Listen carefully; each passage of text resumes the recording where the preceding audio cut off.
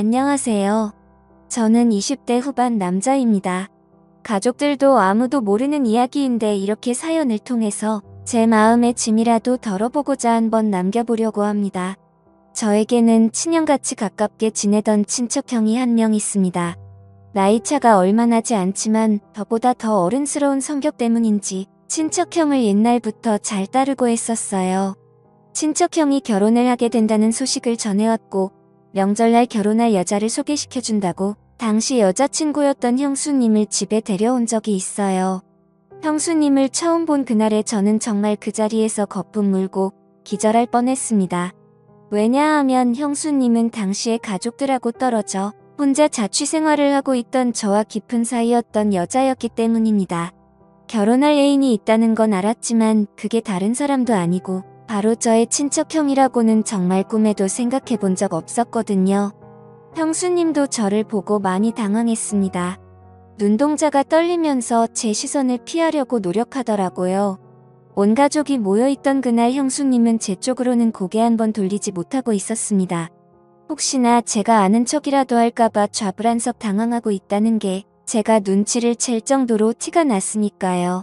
아무튼 친척형은 그날 저녁에 이제 여자친구도 집에 가봐야 하지 않겠냐며 형수님을 데리고 일찍 집에서 출발했습니다. 그리고 그날 저녁 잠들기 직전에 형수님에게서 문자 메시지가 한 통 왔어요. 제발 우리 관계를 비밀로 해달라고요. 저도 친척형의 행복을 바라는 사람이고 괜히 가족들 사이에서 시끄럽게 일 만들기 싫다고 그렇게 하겠다고 약속을 했습니다. 형수님하고 제가 만나게 된 건 제가 자취생활을 하면서 대학교 졸업을 준비하던 당시였습니다. 원래는 타지에서 고생하는데 집이라도 좀 괜찮은 곳에서 사는 게 좋지 않겠냐고 해서 부모님이 조금 지원을 해주셔서 투룸 빌라를 월세로 빌려서 살고 있었는데 졸업반이 되니까 공부한다고 어디 놀러 다니기도 뭐하더라고요. 일단 졸업부터 하고 나서 신나게 놀 생각이었는데 대학교를 졸업해버리면 부모님 지원도 끊어질 것 같아서 부모님 몰래 살던 투룸 빌라를 떠나 작은 원룸촌으로 이사를 했습니다. 월세가 차이가 있기 때문에 그 돈을 모아서 졸업 후에 놀러 다닐 때 쓸 계획이었어요. 그 원룸촌이 학교 근처에 있는 게 아니라 지하철역 근처에 있던 곳이었는데 그러다 보니 대학생뿐만 아니라 혼자서 자취하는 직장인들도 많이 사는 그런 곳이었습니다.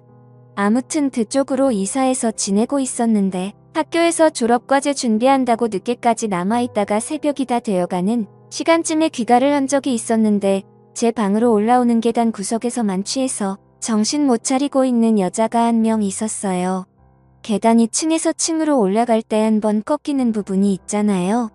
거기 구석에 쪼그려 앉아 있어서 저는 거기에 사람이 있을 거라고는 상상도 못했고 그 여자를 발견했을 때 머리로 얼굴을 가리고 앉아 있어서 비명을 지를 만큼 깜짝 놀랐습니다. 보통 그런 데서 사람이 있을 거라고 생각하고 계단을 올라가는 사람은 없을 것 아니에요. 술에 뻗어있는 여자라는 걸 확인하고 놀란 가슴을 진정시킨 뒤에 그냥 지나쳐갈까도 했는데 당시에 워낙 뒤숭숭한 뉴스도 많이 나오고 해서 그냥 두고 갈 수가 없더라고요. 무슨 정의감 때문에 그랬는지는 모르겠는데 작은 센서등 하나로 계단을 비추는 작은 불빛이었지만 그 불빛이 그녀의 아름다움을 보여주기에는 충분했습니다. 뇌리에 강하게 기억될 만큼 아름다운 그녀의 외모 때문에 저도 모르게 그녀를 흔들어 깨워보려고 했습니다. 술을 얼마나 마신 건지 아무리 흔들어 깨워도 일어나지 않길래 포기하고 두고 갈까도 했는데 눈을 감고 있는 모습이 잠자는 숲속의 공주가 이런 느낌이지 않을까 하는 생각이 들 정도로 예뻐서 자리를 떠날 수가 없었습니다. 다행히 얼마 안 있어서 그녀가 깨어났어요. 정신이 드냐고 물어봤는데 술 기운이 아직도 한가득인 건지 눈을 반쯤 개슴츠레 뜨고 있는 모습이 정신을 차린 것 같지는 않았습니다. 그러더니 갑자기 화장실에 가고 싶다고 하는 거예요.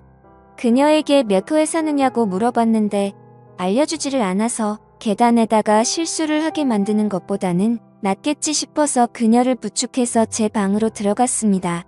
한참이 지났는데도 물 내리는 소리도 들리지 않고 화장실 문 너머 안쪽은 쥐죽은 듯이 조용하더라고요.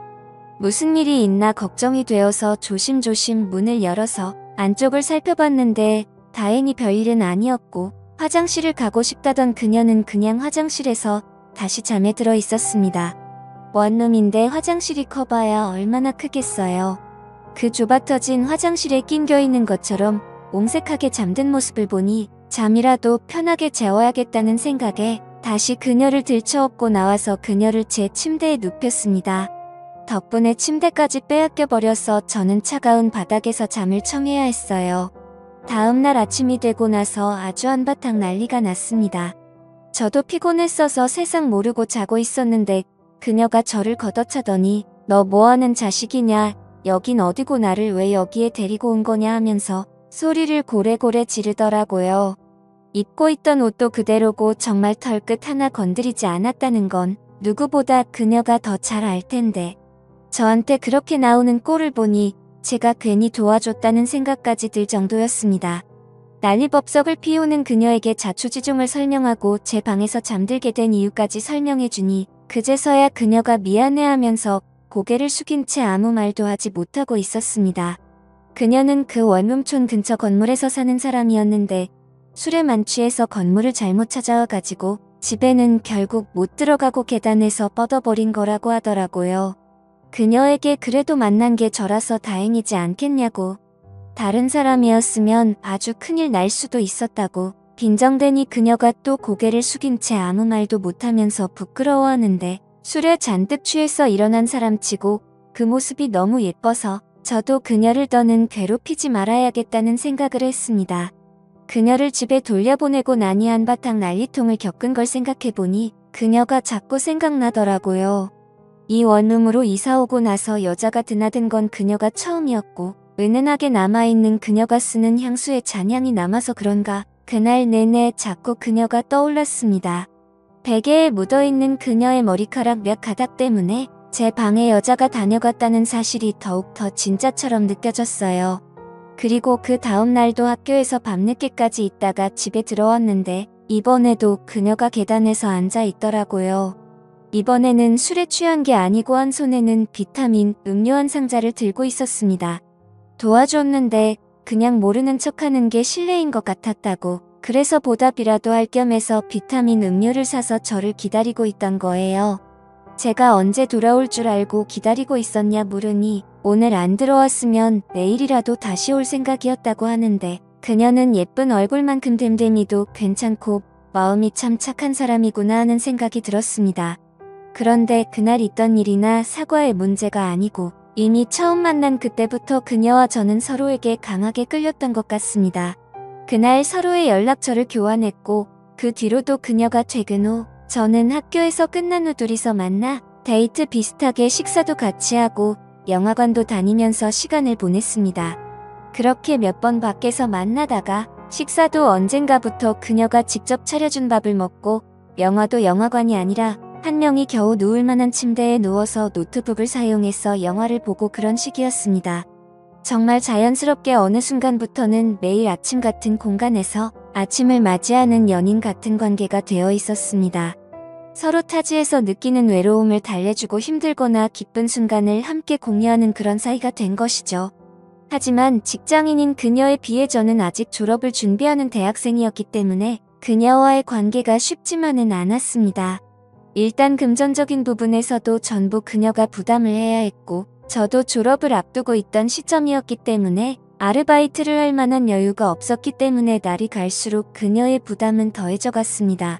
심지어 제가 졸업 후에도 계속 자취를 하고 있었는데 제 전공 과목으로는 취직이 당시에 엄청 어려운 상황이었어서 제가 졸업한 이후에도 그녀에게 금전적인 부담은 계속되게 되었습니다. 그녀도 사실 타지에서 올라와서 돈 아끼며 모을 생각으로 이 좁아터진 원룸 생활을 하고 있던 것이었기 때문에 그녀에게도 저와의 관계가 쉽지만은 않았을 겁니다. 그녀와 저는 정말 첫눈에 강하게 끌려 불같이 사랑했지만 그때 당시의 현실의 벽을 이겨낼 방법은 전혀 보이질 않았고 결국 자격지심에 찌든 저와 현실의 벽에 부딪힌 그녀는 서로가 행복하게 잘 지냈으면 좋겠다는 합의와의 이별을 하게 되었습니다. 마침 그녀에게 좋은 관계로 만나는 사람이 생길 것 같다고 이제 우리는 여기서 그만하는 게 어떠냐고 하는 말에 저는 질투심 때문인지 그녀에게 아무한테나 그렇게 마음 막 쉽게 주는 여자였냐고 심한 말을 하면서 마지막은 좋지 못하게 헤어지게 되었습니다. 그래도 같은 원룸촌에 살아서 그런지 마주치기 싫어도 마주치는 날이 생기더라고요. 밤늦게 집에 들어가는데 그녀가 어떤 남자와 나란히 서서 걸어가는 모습을 보고 저도 그녀를 놓아주기로 생각했고 이 원룸촌에서 지내는 것보다 본가로 돌아가는 게 낫지 않겠냐 하는 생각이 들어 원룸 생활도 정리하고 고향으로 돌아왔습니다. 그리고 그때 그녀와 같이 걷고 있던 그 남자가 제 친척형이었다는 사실은 당연히 알 턱이 없었죠. 그녀와 다시 만났을 때 그녀는 제가 친형처럼 따르는 친척형의 아내가 되는 저에게는 형수님이 될 사람이 되어 있었어요. 오랜만에 만난 그녀는 예전보다 훨씬 아름다웠습니다. 제가 좋아했던 긴 머리 집중할 때 개슴츠레 뜨는 눈. 여전히 그녀는 그녀였습니다. 친척형과의 결혼식장에서 세상에서 가장 아름다운 그녀를 눈앞에 마주했을 때 그때부터 저는 가족 모임에 일절 참석하지 않게 되었습니다. 형수님이 된 그녀를 마주칠 용기가 나질 않았기 때문입니다. 그렇게 몇 년의 시간이 흐른 뒤 저도 결국 원하던 직장에 취직하게 되었고 다시 원룸 생활을 시작하게 되었습니다. 그리고 그녀를 처음 만난 그때처럼 형수님을 제가 사는 원룸 계단 앞에서 다시 만나게 되었습니다. 그때처럼 술에 취한 채 형수님은 제가 혼자 살던 그 집 앞에서 저를 기다리고 있더군요. 형수님이 저를 찾아온 이유가 궁금했지만 저는 아직도 질투심에 사로잡혀 있었습니다. 가정이 있으신 분이 여기까지는 웬일이냐며 빈정대고 그녀를 무시했죠. 형수님은 제 말이 끝나자마자 눈물을 글썽이면서 자기한테 이러지 말라고 울기 시작하더라고요. 형수님은 저와 그렇게 헤어지고 나서 저를 잊은 적이 없다고.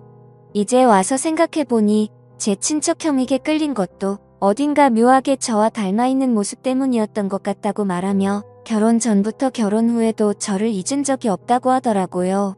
친척형이 제 대신이 될 거라 믿었지만 제 친척형은 친척형일 뿐 제가 아닌 걸 알았다고요. 저는 형수님에게 나도 형수님도 그대로지만 가장 크게 달라진 게 있지 않느냐. 이러면 안 되는 거 우리 서로 알고 있는데 이러지 말자고 한마디 했어요. 친척형이 알면 안 되지 않냐고 물으니 친척형이 현재 출장 중이라는 소식을 말해왔고 형수님도 저를 용기 내서 찾아온 거라고 말하더라고요. 그 말을 들으니 저도 더 이상 참을 수가 없었고 사고를 치고야 말았습니다. 그날 이후로 저희는 몰래 만나고 있는 중입니다. 친척형의 업무 특성상 출장이 잦기 때문에 형수님은 형님이 출장 갈 때마다 길어도 2달에 한 번씩은 저희 집에서 머무르면서 연인처럼 시간을 보내고 있는 거죠. 언제까지 이런 만남을 이어갈 수 있을 거라는 생각은 들지 않아요. 어디에도 말할 수 없는 사이란 것도 알고 있고요. 하지만 시간이 허락하는 한 상황이 허락하는 한 오랫동안 저를 마음에 품어온 그녀와 그녀를 오랫동안 마음속에 품어온 제가 서로의 마음을 확인하는 이 관계를 유지할 생각입니다. 언제가 될지는 모르지만 나중에는 가족들에게도 이 사실을 알려야 할 시간이 올 수도 있지 않을까 걱정도 되네요. 지금까지 제 사연을 읽어주셔서 감사합니다.